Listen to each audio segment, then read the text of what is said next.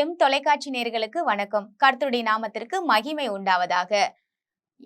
நானே திராட்சை செடி. யோவான் 15:5. நானே திராட்சை செடி, நீங்கள் கொடிகள். ஒருவன் என்னிலும் நான் அவனிலும் நிலைத்திருந்தால் அவன் மிகுந்த கனிகளை கொடுப்பான். என்னை அல்லாமல் உங்களால் ஒன்றும் செய்யக்கூடாது. நானே திராட்சை செடி. ஏசு கிறிஸ்து பாருங்க, நான் செடியா இருக்கேன். செடி தானங்க ஃபர்ஸ்ட் முக்கியம். கொடின்றது அதுக்கப்புறம் வரக்கூடியது. அப்போ நான் தான் திராட்சை செடி, என்னில் ஒருவன் நிலைச்சிருந்தா அதிக கனிகளை கொடுப்பான்னு சொல்லி இங்க அவர் சொல்றாரு. இதுக்கு முன்னாடி உள்ள வசனத்துல வாட்சி பாத்தீங்கன்னா தெரியும், பிதா தான் தோட்டக்காரராம். பிதா தோட்டக்காரரா இருந்து இயேசு கிறிஸ்துவ நமக்கு செடியா கொடுக்கிறாரு. அந்த செடிக்குள்ள நம்ம ஒட்டி இருக்கும் பொழுது, கொடிகளா ஒட்டி இருக்கும் பொழுதுதான் நமக்கு ஆசீர்வாதம். அதிக கனி கொடுக்கணும்னு நினைக்கிறோம். அதிகமா நம்ம மத்தவங்களுக்கு பிரயோஜனமா வாழணும், நல்ல பெரிய சாதனையெல்லாம் சாதிக்கணும், இன்னைக்கு நல்லா வாழ்ந்து காட்டணும்னு ஆசை இருக்கு, நிறைய ஆசீர்வாதம் வேணும்னு நினைக்கிறோம். இதெல்லாம் நிறைய கனிக்கு சமமா இருக்கு. அப்ப நல்ல ஒரு வாழ்க்கை வாழணும்னு நினைக்கிற நம்ம தேவனோட இணைஞ்சிருக்கணும். இங்க அவர் செடியா இருக்கிறாரு, நம்ம கொடியா இருக்கிறோம். அப்போ செடியோடு கொடி இணைஞ்சிருக்கும் போதுதான் பாருங்க அது கனி கொடுக்குமா.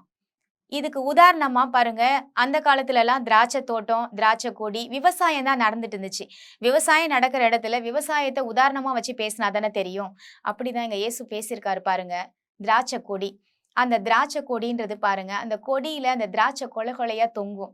அப்போ என்னதான் நீங்க செடி இருந்தாலும் அந்த கொடி இல்லைன்னா திராட்சை கொலை வரவே வராது. அப்போ தேவனும் நானும் இணைஞ்சிருந்தாதான் கனி கொடுக்கிற வாழ்க்கைன்றத நம்ம வேதத்துல பார்க்கிறோம்.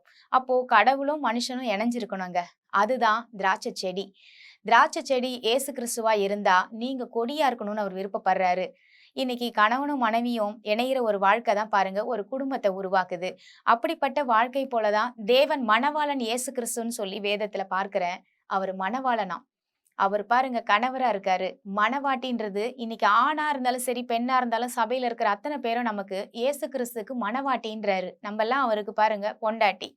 அப்போ இன்னைக்கு இயேசு கிறிஸ்துக்கு நம்ம இணைஞ்சிருக்கிற ஒரு வாழ்க்கையில தான் இன்னைக்கு கணவன் மனைவி என்ற வாழ்க்கையில எப்படி இணைஞ்சிருக்கும் போது ஒரு குடும்பம் உருவாகுதோ அப்படிதான் இந்த கனி கொடுக்கிற வாழ்க்கையும் உருவாகும்.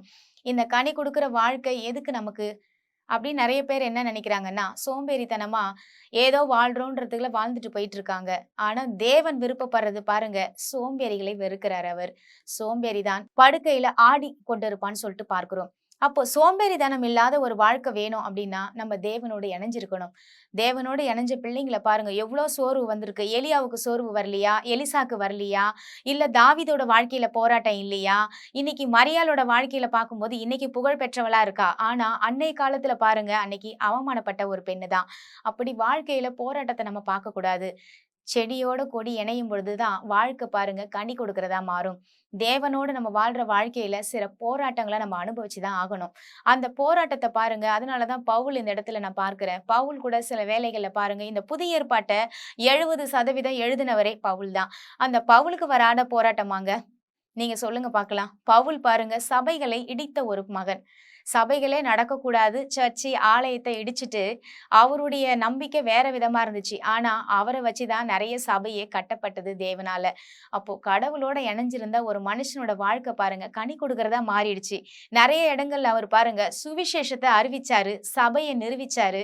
ஆனா நிறுவப்பட்ட அப்புறமா அதே இடத்துல அவர் உட்கார்ந்திருக்க மாட்டாரு. இன்னைக்கு பவுலோட சபையை பாருங்க நிறைய இடங்கள்ல நிறுவப்பட்டிருக்கும்.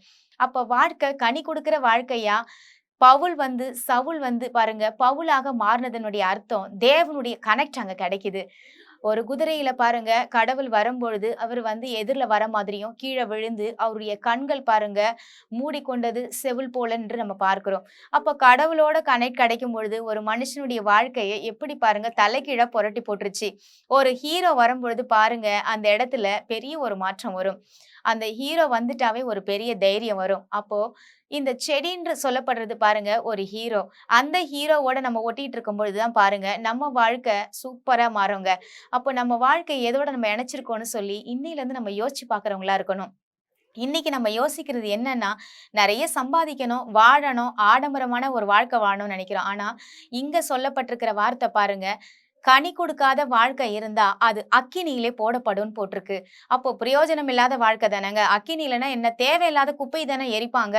அப்படிதான் பரலோக ராஜ்யமும். கடவுள் பாருங்க கனி கொடுக்கிறவங்கள தான் எடுத்து யூஸ் பண்ணுவாரு. அவர் மறுபடியும் மறுபடியும் பிளஸ் பண்றவரா இருக்காரு. கனி கொடுக்காதவங்கள அக்கினியில போடப்படும்னு சொல்லியிருக்காரு. அதனால அவர் வில்லன் கிடையாதுங்க. பிரயோஜனமா வாழதான் உங்களையும் என்னையும் அவர் உண்டாக்கி இருக்கிறாரு. பிரயோஜனமான வாழ்க்கை வாழணும்னு நினைக்கிறோம். ஆனா நம்ம எந்த விஷயத்தோடு இணைக்கப்பட்டிருக்கிறோன்றத முதல்ல நினைச்சு பார்க்கணும். முதல்ல திராட்சை செடியான இயேசு கிறிஸ்து கிட்ட நீங்க இணைஞ்சிருக்கீங்களா? உங்க வாழ்க்கையை ஒப்பு கொடுத்திருக்கீங்களா? உங்க வாழ்க்கை மாறணும்னு அவர்கிட்ட பேசியிருக்கீங்களா? நீங்க செய்த தவறுகளை ஒப்புக்கொண்டு என்னை மாத்துங்கன்னு சொல்லி அவர் கையில உங்க வாழ்க்கையை ஹேண்ட் ஓவர் பண்ணிருக்கீங்களா? நிச்சயமாக கர்த்தர் உங்க வாழ்வை மாற்றுவார். அவருக்கு நீங்க கொடிங்க.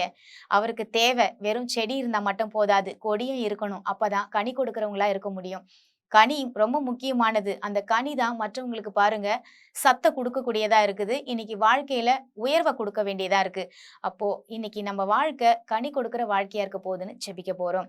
எங்கள் அன்பும் இரக்கமும் நிறைந்த நல்ல தகப்பனே, நாங்கள் உம்மண்டையில் வருகிறோம் சுவாமி. நானே திராட்சை செடி என்று பார்த்தேன்.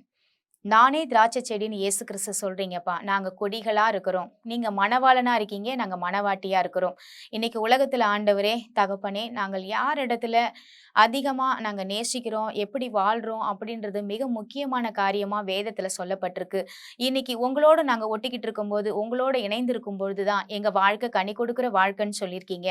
ஆனா இன்னைக்கு நாங்க வாழ்க்கை ஆண்டவர் ஏசப்பா எங்க சொந்தக்காரங்களோடு, எங்களுக்கு தெரிஞ்சவங்களோடு, இவங்களுக்கு தான் நாங்க முக்கியத்துவம் கொடுத்து ஒட்டிக்கிட்டு இருக்கோம். உங்களோடு வாழ்ற ஒரு வாழ்க்கையை இந்த நாட்கள்ல இருந்து எங்களை இதுவரைக்கும் ஏசப்பா செய்த தவறுகளை மன்னித்து எங்களை உங்களுக்குள்ள நடத்த எங்களுக்கு உதவி செய்யுங்க. ஒருவன் என்னில் நிலைத்திருந்தால் அதிக கனிகளை கொடுப்பான்னு நீங்க சொன்னீங்க. உங்கள நினைச்சிருக்க, உங்க வார்த்தையில நிலைச்சிருக்க எங்களுக்கு உதவி செய்யுங்கப்பா. உங்க வார்த்தை எங்கள் நிலைத்திருக்கும் போது நாங்கள் வேண்டிக் கொள்வது எதுவோ அது எங்களுக்கு செய்யப்படும் சொல்லியிருக்கீங்க. அப்படிப்பட்ட ஒரு வாழ்க்கைக்குள்ள நாங்கள் வாழ எங்களுக்கு உதவி செய்தருளும்படியாக நாங்கள் வேண்டிக் கொள்கிறோம். இயேசு கிறிஸ்துவின் மூலம் ஜெபிக்கிறோம் நல்ல தகப்பனே, ஆமேன். கர்த்தர் நம் அனைவரையும் ஆசீர்வதிப்பாராக. God bless you.